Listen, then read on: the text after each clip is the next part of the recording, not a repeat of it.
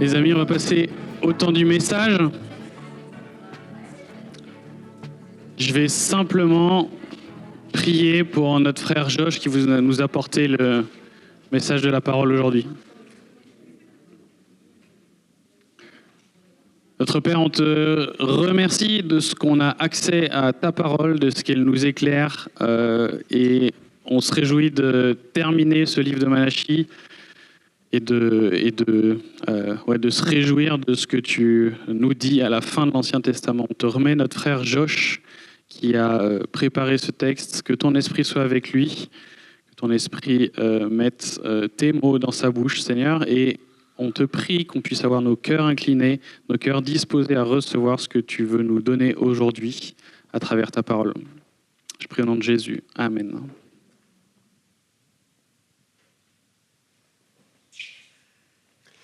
Bonsoir, et je m'appelle Josh, c'est vrai, et je suis un des anciens. Et je voulais juste dire bienvenue, juste en particulier aux invités qui sont ici. Peut-être vous demandez d'où vient son petit accent. Je suis australien, et si vous avez du mal à comprendre mon accent, bon, désolé, je n'ai pas d'autre, ok? Donc, mais ce soir, c'était cool. Il est merveilleux, n'est-ce pas, de pouvoir remercier Dieu pour ces enfants tellement mignons et pour les parents un peu moins mignons, mais mignons quand même, n'est-ce pas? Oh, il est cool. Mais on est conscient dans notre monde que tous les enfants de notre monde n'ont pas cette bénédiction de vivre juste dans les circonstances favorables ou dans une société stable, n'est-ce pas? Il y a la guerre en Ukraine, il y a les attentats terroristes, il y a les bombardements qui tuent les innocents. On peut se demander s'il y a une justice dans le monde. Plus près de nous, notre patron peut-être est un peu difficile avec nous. Ou peut-être notre prof au collège, au lycée, à l'université, juste est injuste avec nous. Où est la justice dans un tel monde? Pourquoi Dieu ne fait-il rien? Ou peut-être on ne pose pas cette question, mais on a l'impression de servir Dieu tout en voyant que tout le monde autour de nous semble s'en sortir mieux que nous.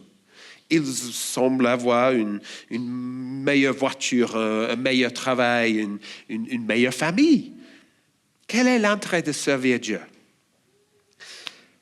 On n'est pas les premiers à poser cette question. Heureusement, n'est-ce pas?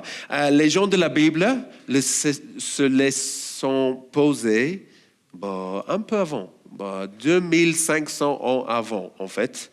Et donc, on est dans le dernier épisode, c'est Malachie, chapitre 3. Et c'est notre série sur Malachie. On aime bien suivre les textes dans la Bible et laisser la Bible parler à nous. Et le dernier prophète, c'est Malachie dans l'Ancien Testament. Et donc, on est à un moment un peu spécial. C'est le dernier prophète, le dernier livre et le dernier chapitre de l'Ancien Testament dans la Bible. Et donc, il est bon tout au début qu'on fasse un petit tour d'horizon pour nous rappeler où on en est dans la Bible. OK? Et j'ai un petit chemin pour vous. Ça va être là, quelque part, peut-être. Non, c'est... On va attendre.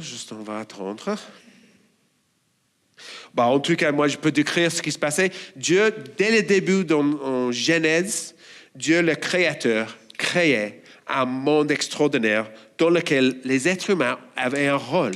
Dieu a créé le monde avec les êtres humains à l'image de Dieu. Et Dieu a créé un monde incroyable, mais les êtres humains ne voulaient pas suivre Dieu. Ils ne voulaient pas être les rois au-dessus de grands rois. Ils voulaient être leur propre roi. Et donc, la Bible raconte ce que la Bible appelle la chute, en fait. La rébellion des êtres humains contre Dieu. Et on peut suivre les drames tout au long de l'Ancien Testament. Mais Dieu choisit un homme, Abraham, et il promet à Abraham de le bénir, lui et sa descendance, et à travers lui, le monde entier. Et donc, sa famille s'agrandit et se retrouve en Égypte. Et Dieu les sauve de l'esclavage en Égypte par Moïse. Il leur donne sa loi, des sacrifices, il leur donne une terre, il établit des rois, il construit un temple. Et en fait, tout semble aller très bien pour Israël, mais il y a toujours eu des problèmes dans l'Ancien Testament. Et en fait, est-ce que quelqu'un peut me donner juste une Bible? En fait, merci. En fait, l'Ancien Testament est assez long, c'est plus que moitié, c'est assez long. Et parfois, on se demande, mais pourquoi il est tellement long? Et en fait, la réalité, c'est que la Bible raconte tous les défaillances, tous les fautes, tous les échecs du peuple de Dieu tout au long de la Bible. Les infidélités, les plaintes, l'idolâtrie, la violence, des abus, de la corruption, de l'injustice.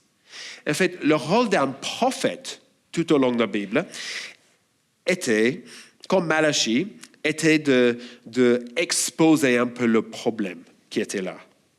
Un prophète n'a jamais eu de pouvoir dans l'Ancien Testament.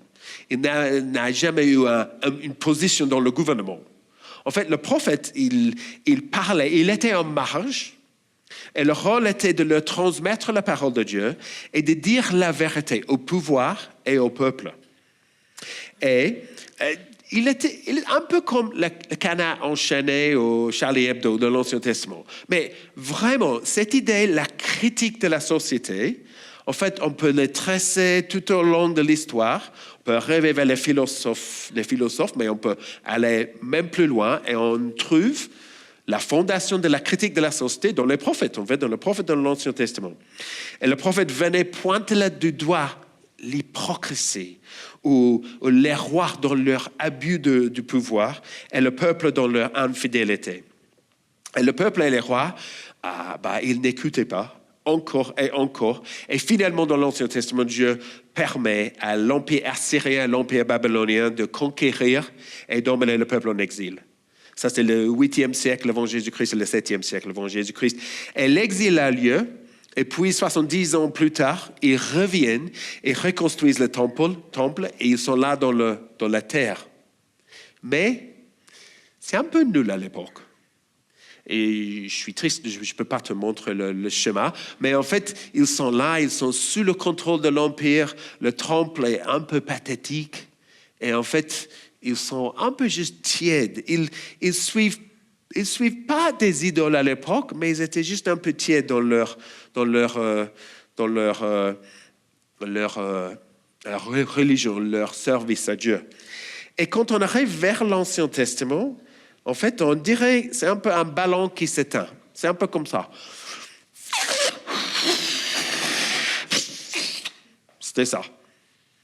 Un peu plus long, je crois. Ça, c'est un peu vite. Ça,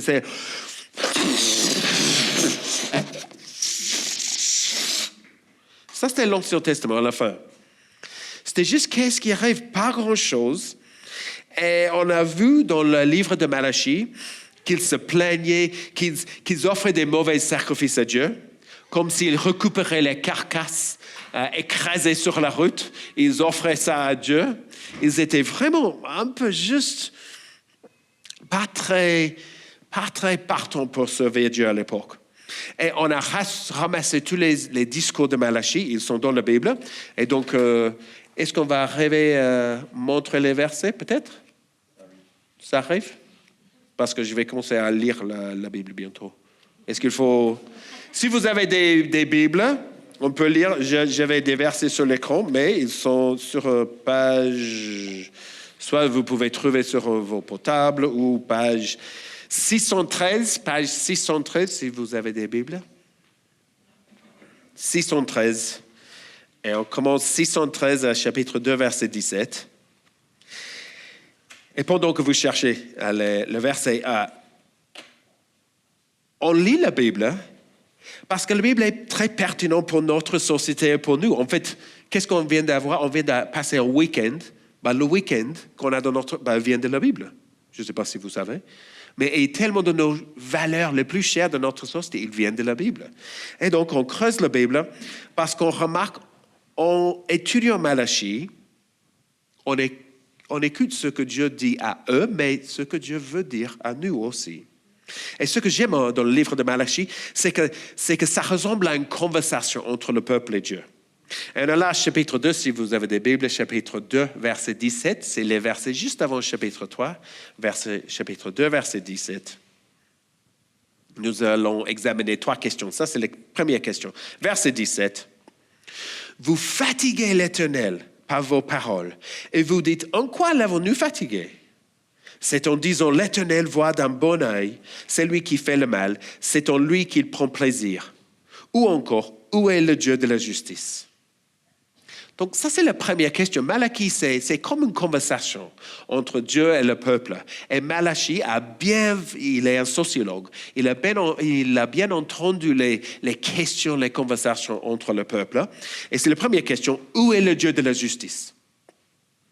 Et poser des questions sur la justice n'est jamais un problème dans la Bible. En fait, la Bible est pleine de gens qui posent les questions à Dieu. Abraham, Moïse, David, les prophètes, en fait, aucun problème à poser des questions. Mais toutes les questions ne sont pas innocentes, n'est-ce pas? À quelle heure est-ce qu'on mange? On mange quand? Vous voyez la différence un peu là?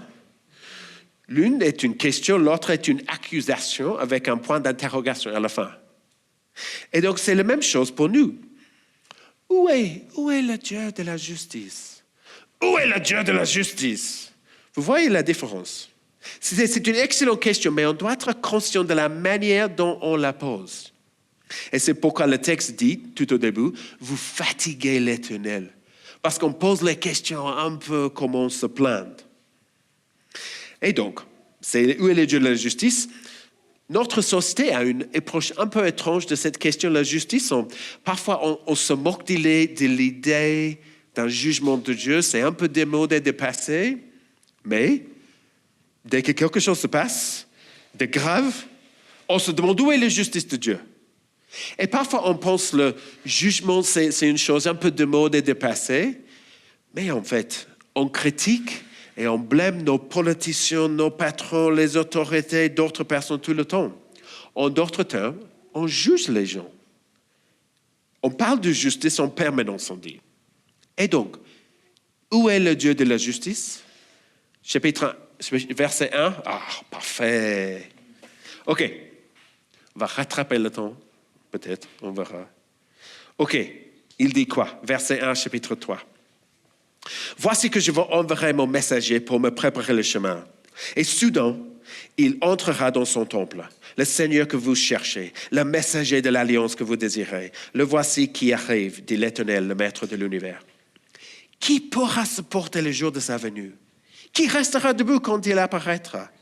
En effet, il sera pareil à un feu purificateur, à la lessive des blanchisseurs. Il s'assiera pour fondre et purifier l'argent. Il purifiera les descendants de Lévi. Il les rendra purs comme on rend pur l'or et l'argent. Et c'est suivant la justice qu'ils présenteront des offrandes à l'Éternel. Alors l'offrande de Juda et de Jérusalem sera agréable à l'Éternel comme autrefois, comme par le passé. Vous vouliez le Dieu de la justice? Eh bien, il enverra un messager, puis Dieu lui-même viendra. L'Ancien Testament parlait très souvent du jour du Seigneur, un jour où Dieu fera régner la justice et le jugement. Et les gens feront face à Dieu, il verra ce qui a été fait et il rendra la justice. Regardez verset 5, le verset prochain. Je m'approcherai de vous pour le jugement et je m'empresserai de témoigner contre les magiciens et les adultères, contre ceux qui prêtent de faux serments, contre ceux qui exploitent le salarié, qui oppriment la veuve et l'orphelin, qui font tort à l'étranger et ne me craignent pas, dit l'Éternel, le Maître de l'univers. Où est le Dieu de la justice?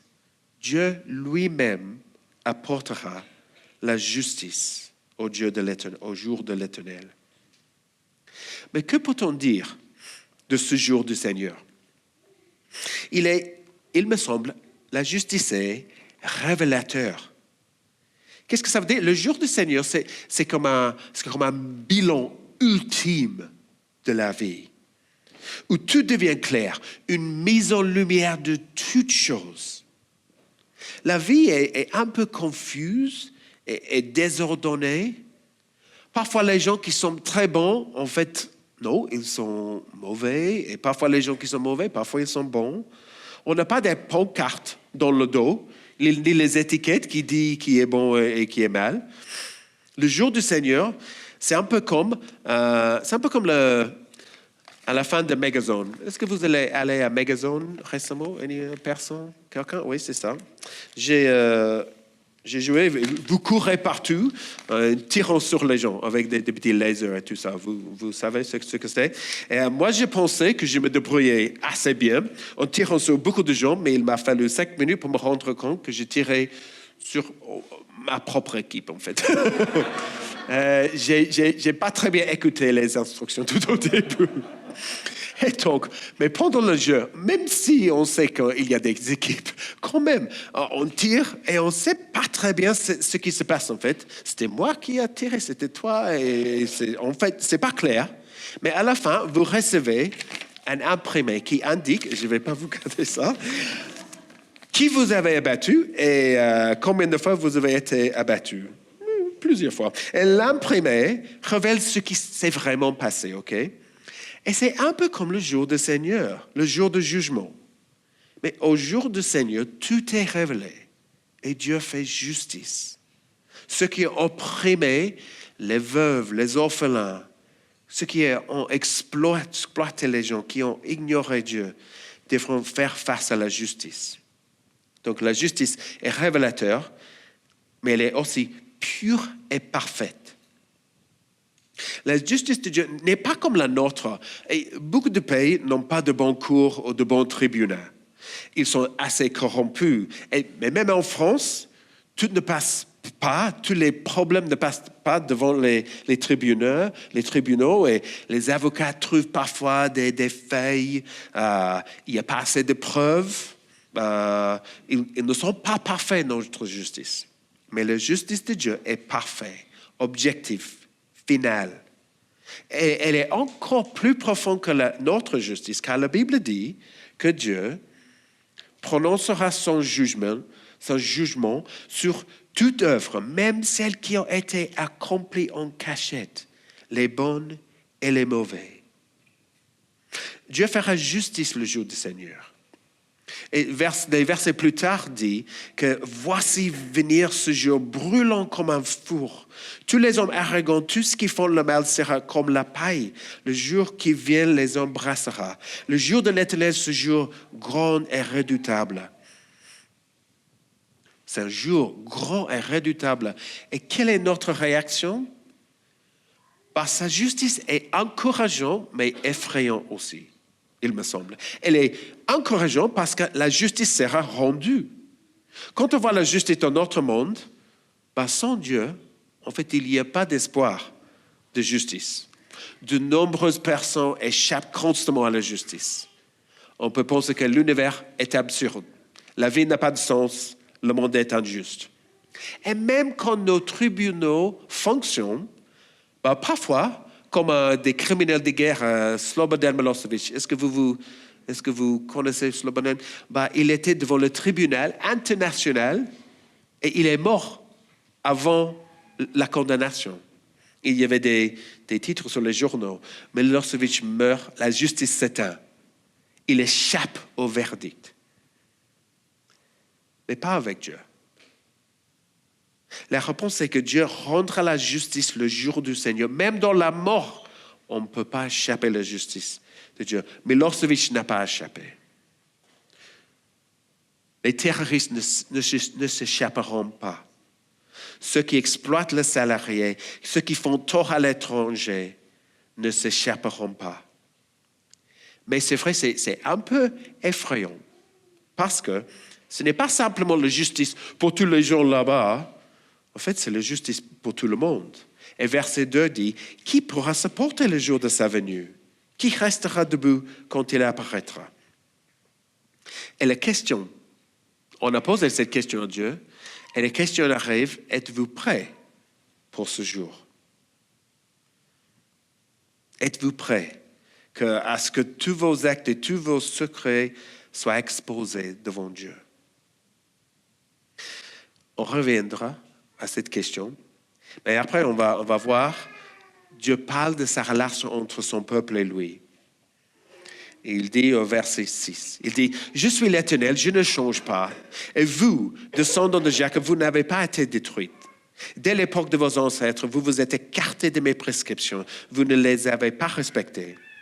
Revenez à moi et je reviendrai à vous, dit l'Éternel, le Maître de l'univers. » Et vous dites, « Bon, en quoi devons-nous revenir? Un homme peut-il tromper Dieu? En effet, vous me trompez. Et vous dites, en quoi t'avons-nous trompé?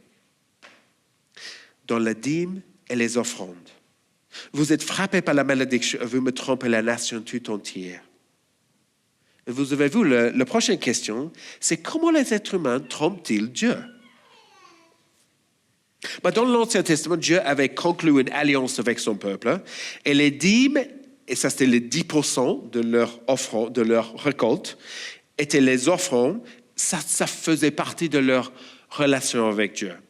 Ils devaient rapporter 10% de leur récolte, elle est donnée à Dieu, et la dîme était destinée au temple et son entretien, et elle était distribuée aux prêtres, aux pauvres, tout ça.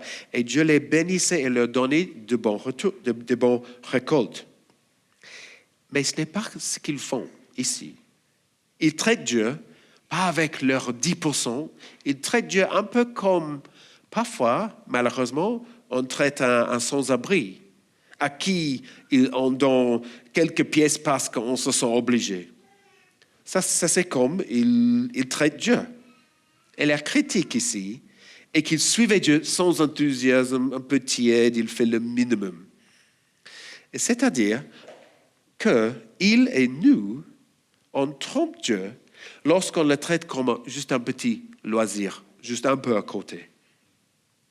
Mais Dieu dit, verset 10, « Apportez toutes les dîmes à la maison du trésor afin qu'il y ait de la nourriture dans ma maison.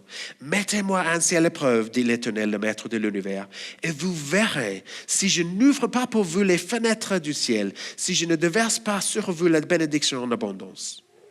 Pour vous, je menacerai l'insecte vorace afin qu'il ne détruise pas les produits du sol et que la vigne ne soit pas stérile dans vos campagnes, dit l'Éternel, le Maître de l'univers.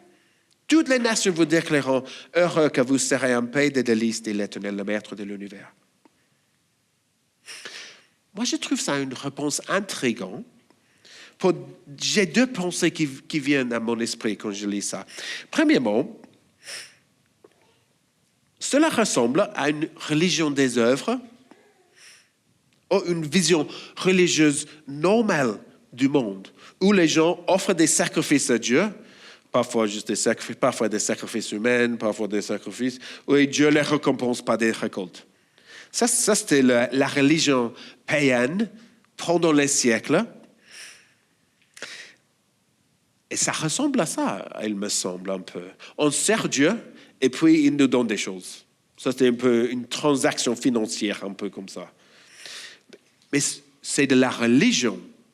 Mais si vous connaissez la Bible, vous savez que la Bible, tout au long de la Bible, il critique cette compréhension de la religion. La première critique de la religion n'était pas les philosophes, n'était pas Marx ou Nietzsche ou Freud. En fait, c'était les prophètes dans la Bible, c'était Dieu et Jésus. Non, c'était toujours la critique contre cette religion. Ils avaient déjà une relation avec Dieu. Ces versets décrivent seulement ce que c'est la relation d'obéissance entre eux. Dieu les avait déjà choisis, Dieu les avait déjà sauvés. Ça, c'était que simplement comment la relation fonctionne entre eux. La dîme et la bénédiction, c'était simplement le fonctionnement de cette relation. Mais quand même, ces versets, n'est-ce pas? Et juste, je vous rappelle, ils sont là. Mettez-moi ainsi à l'épreuve, et vous verrez si je n'ouvre pas pour vous les fenêtres, si je ne déverse pas sur vous la bénédiction en abondance. Pour moi, ça ressemble un peu à l'évangile de prospérité. Est-ce que vous avez entendu de l'évangile de la prospérité?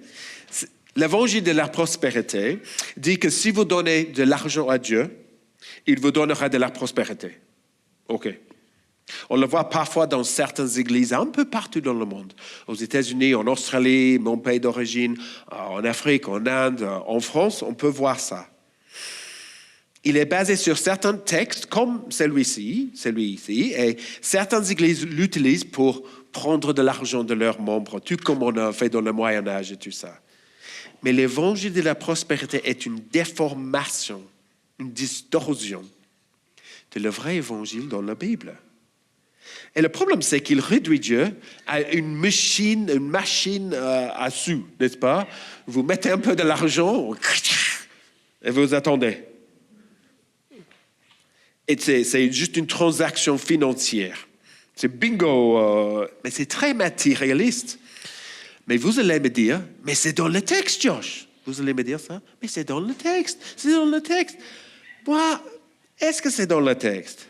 On ne peut pas oublier le contexte de l'Ancien Testament. Je ne sais pas si j'ai un autre truc ici. On revient à ce texte. Le contexte de l'Ancien Testament, le peuple d'Israël avait une relation très spécifique avec Dieu. Un peu différent à la nôtre, similaire mais différent. En quoi? Ils avaient des sacrifices, ils avaient un temple, ils avaient une nation, une terre, ils avaient des récoltes très spécifiques, très géographiques, très physiques. Mais après Jésus, les choses sont différentes.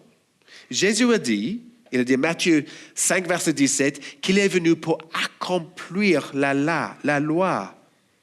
Il n'y a plus besoin de sacrifice, plus besoin de temple, parce qu'il les a accomplis dans sa mort. Et c'est la même chose pour la terre, en fait. Son royaume n'est pas comme les autres royaumes, il est spirituel, un royaume des gens qui croient en lui. Et il n'y a plus de terre ni de récolte. Ce sont des bénédictions spirituelles. Et pensez que la bénédiction de Dieu est matérielle. C'est comme revenir à l'époque où les prêtres servaient en tant que médiateurs entre les gens et Dieu. Mais Jésus a tout changé. Après Jésus, la bénédiction, c'est spirituel. En fait, Dieu veut plus que 10% de vos récoltes. En fait, est-ce que vous avez des récoltes? Tim, vous avez un peu de récoltes. Un petit peu. Mais Dieu veut plus que ça. Dieu veut nos relations, notre temps, nos pensées, nos espoirs. Et cela inclut aussi notre argent, c'est vrai. Obéir à Dieu est toujours une bénédiction pour nos vies, dans notre caractère, dans nos priorités. Et c'est une très bonne question de poser cette question. Est-ce qu'on trompe Dieu? Est-ce qu'on trompe Dieu avec notre temps, avec notre argent? Je ne veux pas dire qu'on doit se lever à 5 heures du matin parce qu'on trompe Dieu avec le sommeil. En fait, il faut passer 2 heures par jour en priant.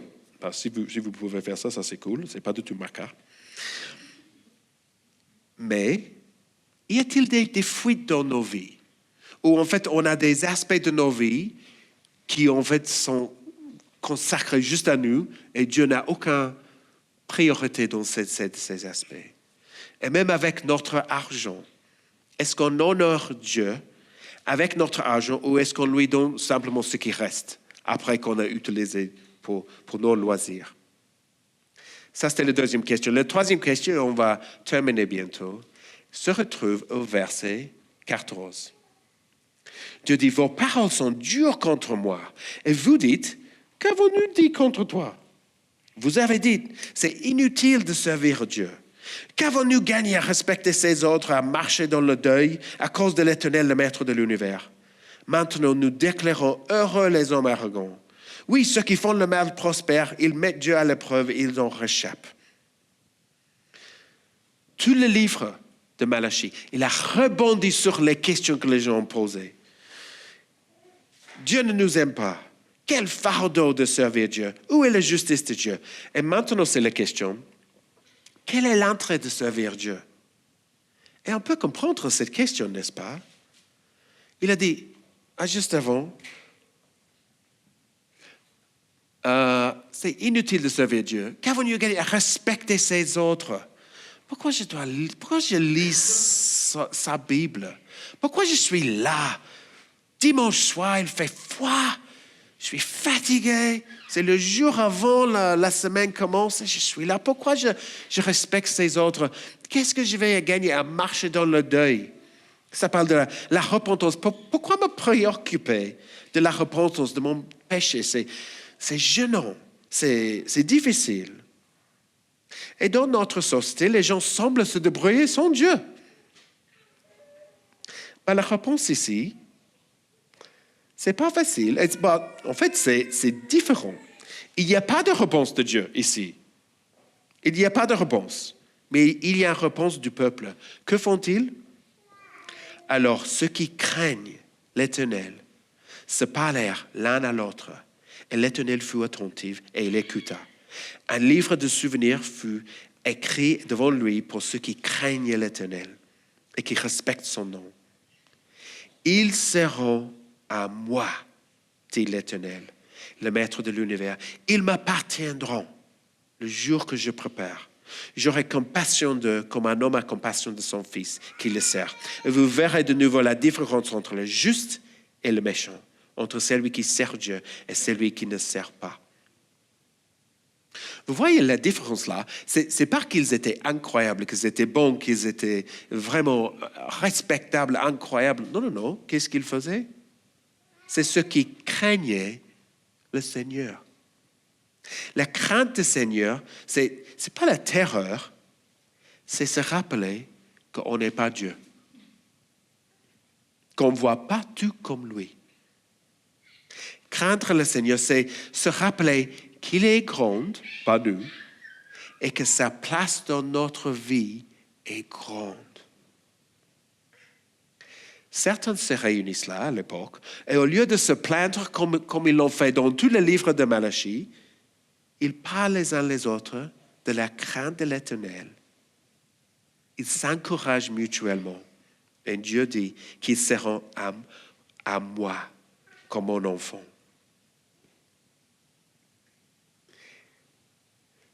Pour vous qui craignez mon nom, le soleil de justice se lèvera et la guérison sera dans ses rayons. Vous sortirez en bondissant comme les veaux d'une étable. Je ne sais pas si vous avez été appelé des vœux avant. Ce n'est pas normalement un compliment, c'est pas. Mais ici, c'est un vrai compliment. C'est pas mal. Servir Dieu pour l'amour de Dieu en vaut toujours la peine et apporte guérison et joie. Malachie a commencé son livre en posant la question: en quoi nous as-tu aimé le peuple à Dieu?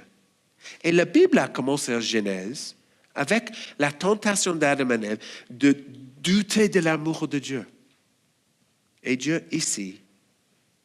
dit ici qu'ils sont son bien, le plus précieux est son enfant.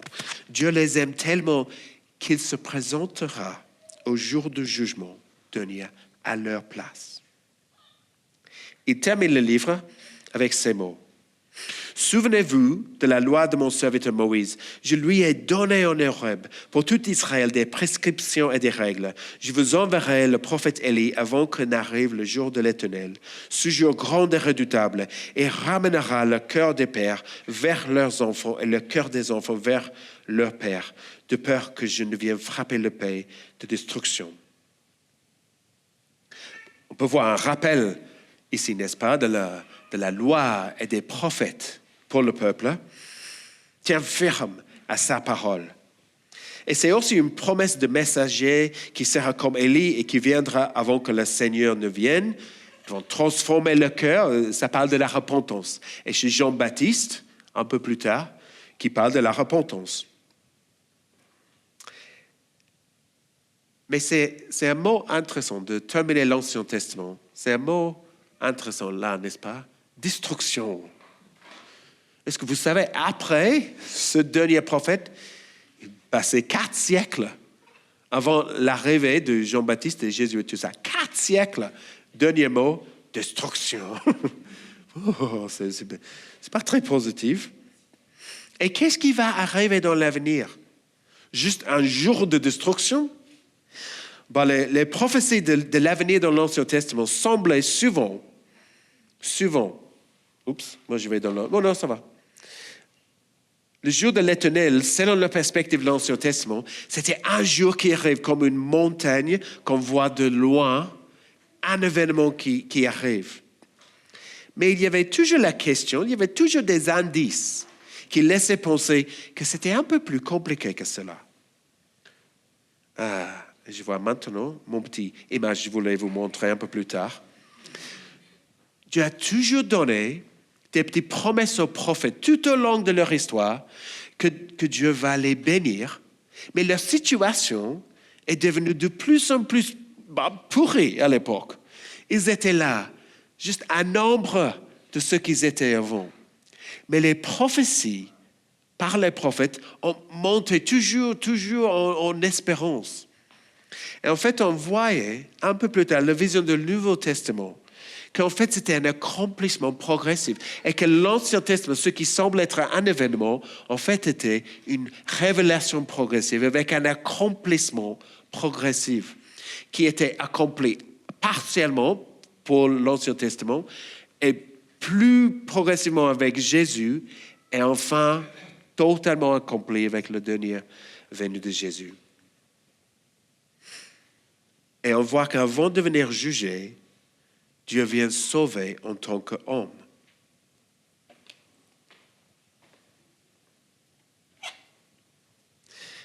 Et cet homme qui est venu, il était Jésus, et au lieu de frapper le pays de destruction, en fait, Jésus a pris cette destruction sur lui. Christ nous a libérés de la malédiction que la loi faisait peser sur nous en prenant la malédiction, ça c'est la destruction sur lui, à notre place. Jésus nous rappelle que Dieu retient sa justice parce qu'il veut que les gens se tournent vers lui. Qui pourra supporter le jour de sa venue? La réponse est personne, sans Christ. Et lorsque Jésus se tient devant nous, c'est lui qui a assumé notre jugement pour nous. On est à l'aise devant le jugement. Et nos chers parents qui sont ici, en fait, vous savez, vous allez aimer vos enfants. Vous allez servir vos enfants, ça c'est clair. Mais vous allez aussi décevoir vos enfants. Et vous allez faire des échecs, en fait. Mais pour toutes les choses qu'on a fait, qui a blessé les autres, et pour toutes les choses qu'on n'a pas fait et qu'on aurait dû faire, c'est lui, Jésus, qui porte ce jugement et on peut l'affronter. Il porte ce jugement et on peut affronter sans hésitation. Dieu nous aime-t-il? On peut voir la réponse. Chaque fois on voit une croix et chaque fois on mange le pain et le vin.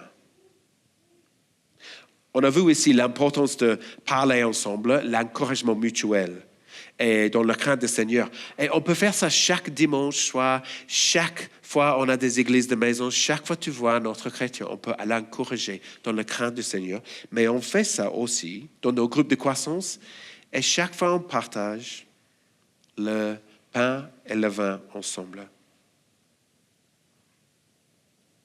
Si tu crains le nom de l'Éternel, et tu sais que Jésus a pris sur lui la malédiction à ta place, je t'invite à venir prendre le pain et le vin qui nous rappellent le sacrifice de son corps qui est rompu pour nous et son sang qui est versé pour nous. Et c'était Jésus pendant les siècles entre la fin de l'Ancien Testament et le Nouveau. C'était Jésus qu'ils attendaient.